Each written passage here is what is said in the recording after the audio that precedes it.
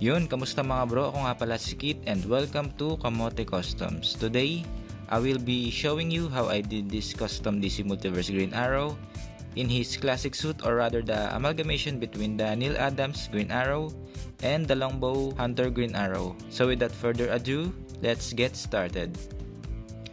I really wanted to improve the Longbow Hunter that McFarlane did. I just didn't like the baggy pants and arms. I'm just not a fan of that design, but I do like the upper body. It looks good, so I decided to just improve the arms and legs. And to do that, I used the DC Multiverse Classic, the Riddler figure, the classic one with a large question mark on the chest. I was thinking of selling that figure, but it's just so hard to sell, so I just decided to use it as a fodder. But don't worry, the remaining parts won't be wasted, because I can still use it for another custom that I will be showing you next time. For the painting, I used a mix of the hero paints, intense green and sun yellow. I just mix it up and until I get the right color similar to the upper body of Green Arrow. I painted the Riddler's purple gloves that wrapped around the forearms and painted the legs also, just the boot part. And just to match it, I also painted the feet of the Longbow Green Arrow figure so they blend seamlessly. And I gave it some time to dry before I seal it with the Mr. Hobby Top Coat Semi-Glossy. I haven't used this coat before, but I think it came out great if you don't want your figure to look too flat. For the Neil Adams Green Arrow design, I was trying to think of the arms that I should use because McFarlane didn't have too much sleeveless figures. Then I saw this Arkham City Ra's al Ghul for a very cheap price, and it even comes with a Solomon Grundy buff part, so I bought it and used its arm. But before I can use its arm, there's some adjustments that needed to be done, so let's get to it. First, the arms is too pale, so it doesn't blend well with the Green Arrow's face. So instead of erasing the tattoo completely, I decided to smudge it all over the arms just to give it a little bit of tan using the Tamiya paint retarder, and it worked quite well, to be honest.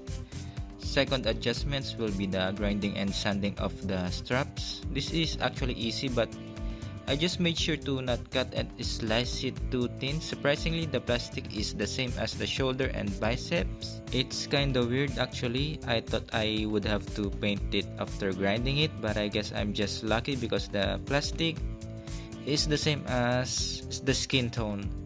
But another weird thing is the skin before the straps, as you can see, is actually a brown plastic, so be very careful not to mess that part. Do not go overboard when you're erasing the tattoo because you might erase the skin color too.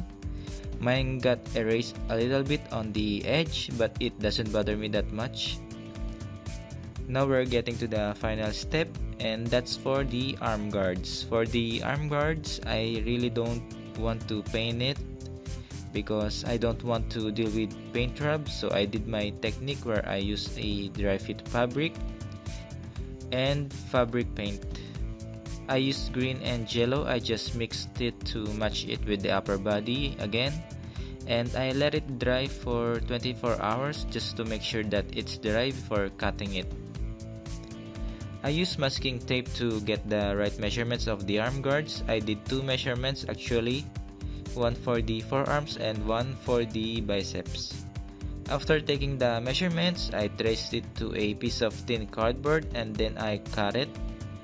After 24 hours, when the fabric is completely dry and is now ready to be cut, after that I just carefully glued it to the arms and made sure that it aligns perfectly to the muscle groups. And now my custom Green Arrow is finally finished. Let's take a look at the improved Longbow Green Arrow. It really looks much better and much more heroic now, especially that we can see a much more defined muscles, which really brought out his superhero aesthetic. But there's a downside here. The arms is a little loose on the shoulder, so if you want to do this, you need to put some filler because the sockets and the ball joints doesn't have a snug fit, but overall it still looks awesome. Now then, let's move to the sleeveless Green Arrow design. I really love the way this turned out, especially with the bulky shoulder, and with this one the sockets fits perfectly. I think I know what I'm going to choose for my display now, but I'm curious to know what you think. Which one do you like more? Write it down to the comment section below. But for me, it's definitely the sleeveless design.